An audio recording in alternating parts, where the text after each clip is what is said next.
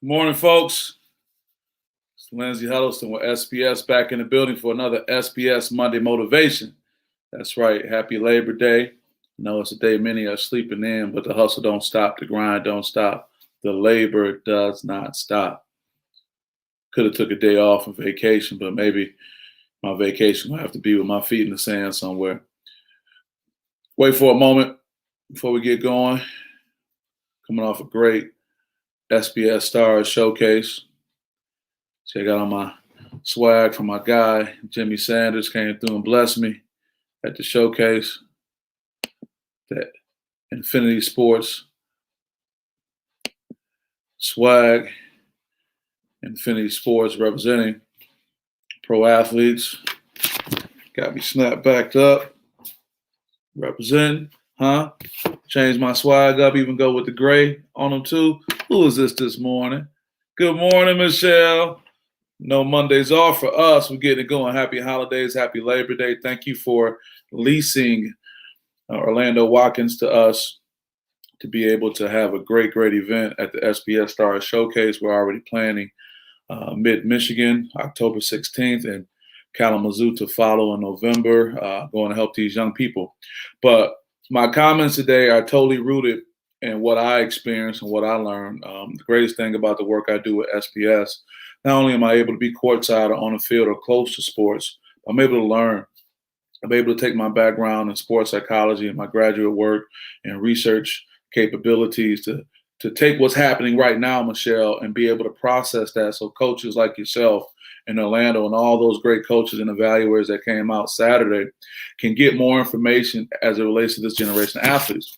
A very interesting research article that I read called "Leave Your Ego at the Door: A Narrative Investigation into Effective Wingsuit Flying." Wingsuit? I thought you was about basketball and football. Yeah, we're going to talk about this thing called extreme sports. And the reason why I want to get into this, because the one consistent feedback I got from the coaches, the evaluators, was that it wasn't really about the skill set of the young people, because that varies. We had some of the top players in the state. I mean, they came out. Thanks for showing the love. Thanks for coming out. But it was more so attitude. It was more so this too cool for school. Not only did I hear it once, twice, or three times, by the time we were at one of the last stations, I went from my John Wooden approach, talking to these young people, to my Tom Izzo approach. Shout out to Tom. Shout out to the legendary John Wooden. Meaning, I went from trying to break it down and be, nice with my words to had to cut into them by the end. And the crazy part is that a lot of them responded to it. But I think what it is ego plays such a huge role in their lives right now. Let's talk about what ego is defined as. And I think that's probably something we don't have a strong definition for, because it's so fluid. But, the legal term, if you will, or the clinical term for ego, is a psychoanalytic term denoting the part of the personality which carry on in relationships with the external world. Not what you think about yourself inside, but how you view yourself with the world outside. Would you say? You had to meet them where they are at. Yeah, baby. Meet them where they are at, Michelle. You're right. And I tell you what, I'm grateful for my corporate experience, but I'm grateful for being familiar with the corner too. So between all that, you have young people who may come from an affluent background who respond a certain way, and those who may be from a background that's not so affluent now, but eventually they'll make it that, as I shout out people like myself and the Lamont Williams of the world, father of Landon Williams, who was a part of the showcase, did a great job, who came and transitioned from the hood, hearing those K's going off at night, to being in the suburbs, so on and so forth. That's another conversation. But also staying with that too, Michelle, the ego is conceived as a group of functions that enable us to perceive, reason, make judgments, store knowledge, and solve problems. Now let's talk about how we're perceiving ourselves. Why would you not have your ego hyped when you showed up at the SPS Stars Showcase? You got a beautiful shirt. Shout out to Stars Activewear. You're in the building with Mr. Basketballs. 1994 Mr. Basketball, Willie Mitchell, who's on my right in the picture, and Winfred Walton, 1996 Mr. Basketball. Willie went on to have a great career both at Michigan and UAB. They won the state championship at Persian. Winfred Walton, folks, in 1996, at one point was rated higher than Kobe Bean Bryant. That's right. That's the legend right there. So you got these guys in the building. They said, Wayne don't even come out. Wayne don't even come out. So he's in the building. You got these eyes on you. Willie did an excellent job coaching our young people. He did an excellent job with that. And if you look even to the part that's seated, shout out to my guy, Eric Brooks, that's Fat's dad. Fat is #1 ranked player in the class of 2024 in the state of Michigan, won the state championship out on the west side of the state at his school. So you got all these individuals in the building that have influence in the game, and they're doing their thing. And then you got the evaluators on deck. Shout out to the evaluators that are in the building, including Infinity Sports. You got from a pro level, high D1 level, high school. So it was definitely something to be excited about. So that's that part of that ego that we have to get an understanding of. Shout out to my guy, Jimmy King from the 5-5. Jimmy's a good brother, real good brother. And he was in my first book, Unlikely Saviors, Realizing the Positive Impact Athletes Can Have on Society Through Philanthropy. And I enjoy the friendship that Jimmy and I have. Such a bright young man. Let me even restate that. He is a different kind of intelligent. You got smart people, but then you got people who say stuff, and you be like, what'd you say? And you think about it, but Jimmy said something in the book I will never forget. That's kind of the base of the discussion. He said, ego is important because you all needed ego to get where you were. You needed to believe in yourself. You need to be cocky. I get that. You need to feel a certain way. But then we get to the part where the ego can potentially become problematic because you still keep believing it, even though what you're believing may not be jiving with what's going on. The reason I have such a concern with our young people at the showcase is that their ego was not consistent with their ability.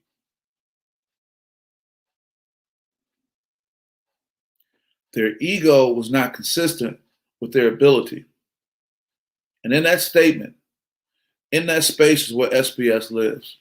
When I'm with a Tom Izzo or a Mel Tucker, and I just use these two great guys as an example, we talk all the time about their standard. Hell, when I went Matt Bullinger at KVCC, the standard. I just went from a major D1 Hall of Fame coach, Division Pro D1, Final Four NCAA championship program to KVCC. Shout out to Kalamazoo Valley Community College, which will be hosting us in November, to their standard. Everybody waiting on Tom Izzo to call, and you're not going to get that call. Numbers just don't put that out there. And then you will poo-poo my guy Matt over at KVCC, who's trying to give you an opportunity. And then you calling him once the season start asking for spots. But I am not going to sit here and put the blame totally on our young people. We all play a role in this. As adults, we play a role. As coaches, we play a role. And I'm comfortable enough to take advantage of my relationship with you guys. And I come from a space of trying to help. I got to check my ego. I could have said, man, I had a great week Saturday, man. Let me just chill. Michelle would have been hitting me up like, what's up? No Monday motivation? What's going on? I could have been like, no, I'm good. No, you cannot rest on your laurels. You got to always think about what's next because ego can be a double-edged sword. Beware of ego. It's a double-edged sword. The outer edge cuts your popularity while the inner edge cuts your purity. See, you're dealing with those external forces with one side of the sword, but the other part impacts what's going on inside. You got to stay balanced. Let's talk about this wingsuit. You guys ever seen a wingsuit? It's when you can put this suit on and fly and jump out, and it'll just catch and fly, So the discussion was about what's happening with it and the ego involved. This is considered an extreme sport, unlike basketball because there's no real rules. But unlike basketball, life and death is right there, right? Then you get the guys who want to come down and fly too close to the trees, and they say that's the part that they're concerned about because that's when people who fly wingsuits need to tame their inner animal. Now, for all my folks out there who will say that's just something white people do, no, this brother right here had a near fatal situation in relation to that.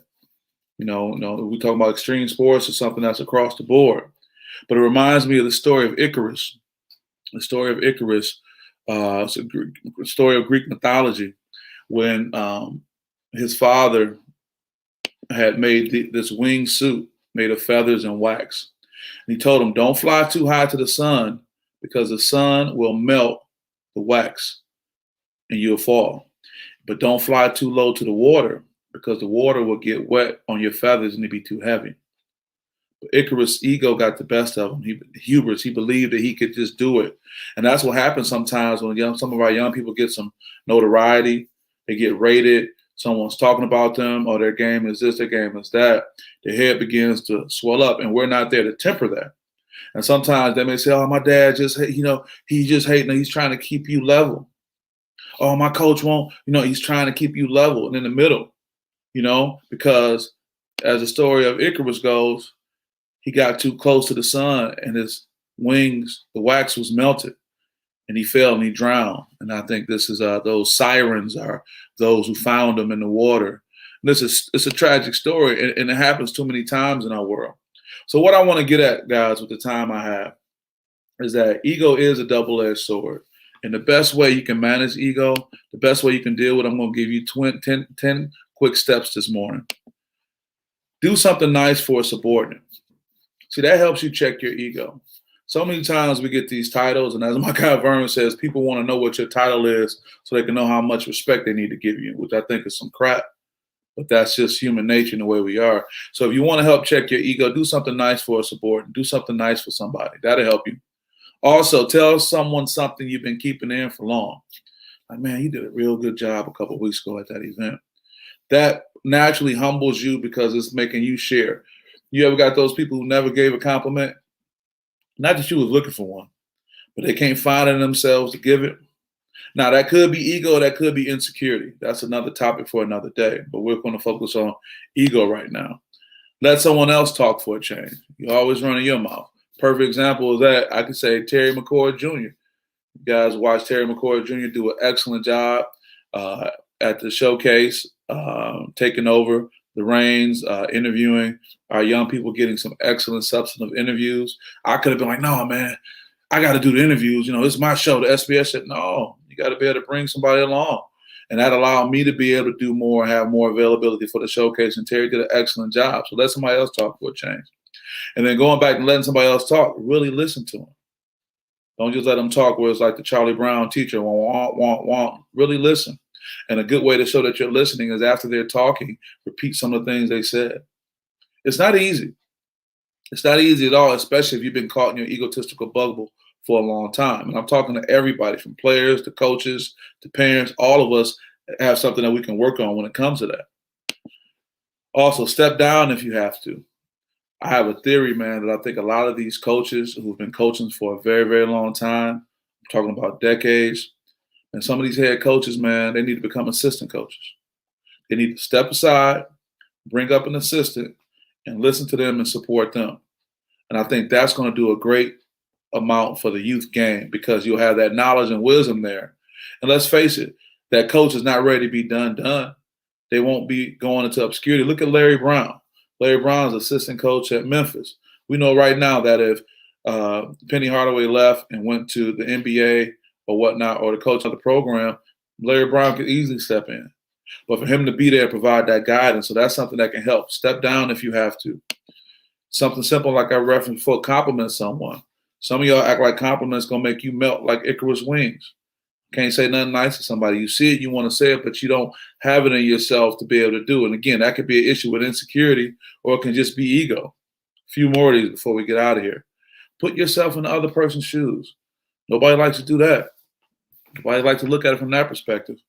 Nobody likes to look at it like, dang, I don't want to look at being like them, but they don't even want to fathom that. But if you do that, it can give you a different perspective. You can see things through a different lens. You get a better understanding of things. Maybe avoid using the word I so often. Man, I did this, I did that. I'm very conscious of that, and I try to be conscious of that going forward, that I'm not making it about me, I'm making it about how can I serve these other young people. Now, if I'm saying I within that regard, I'm not beating my chest. I'm saying, well, I need your help to serve these young people. And believe me, I'm not sitting here like I'm some saint. I'm discussing this thing because I understand the impact it can have. And I'm just trying to put things out there to positively impact other people going forward. Then stop complaining. Complaining. Don't complain. Get out and do something. I'm sitting here saying, man, I don't like the way these young people are approaching basketball and their attitude. Okay, well, let me have a discussion about it. Let me do some research about it. Let me talk to some other coaches about it. Do something about it. Stop complaining. And lastly, the 10th statement that can possibly help you manage an ego: embrace the art of letting go. Let go of something. No, you're not playing like you did years ago. You may have to move on to a different space in your mind. That may have been one of the most enjoyable times for you, and you're concerned about letting that time go because you were the man, you were the woman then. But you may have to kind of go through the valley a little bit to get to another time and space to be somebody for somebody else. And finally, guys, finally, ego is very much a double-edged sword, as the title states. I believe that having no ego is just as terrible as being an egomaniac. Like I said with Jimmy, you got to have the ego to get you there, but once you get there, you got to manage it. It has to be tempered so you can gain the benefits without acquiring the negative side. And how do you do that? By staying present in the moment. We had a station where the young people had a body scan, and they went and they took deep breaths, and they went and they mentally thought about the feeling in their toes, and they worked their way all the way up to the crown of their heads. They all responded very well to it, but you have to work on staying present. So with that, guys, we're at the 16-minute mark. I want to thank you guys on this Labor Day. Hopefully this is something that can help you. This is part of a recap for a great week we had. We did do some evaluations that we're going to work. I've been doing a quality control on those. And we're going to actually add more elements to the evaluation going forward in our future showcases throughout the state of Michigan and throughout the country. We don't stop. Again, shout out to Infinity Sports, getting me swagged up for today's Monday Motivation. I want to say thank you, guys. Enjoy your holiday weekend, extended weekend, and we'll see you guys next week. None but love. Peace.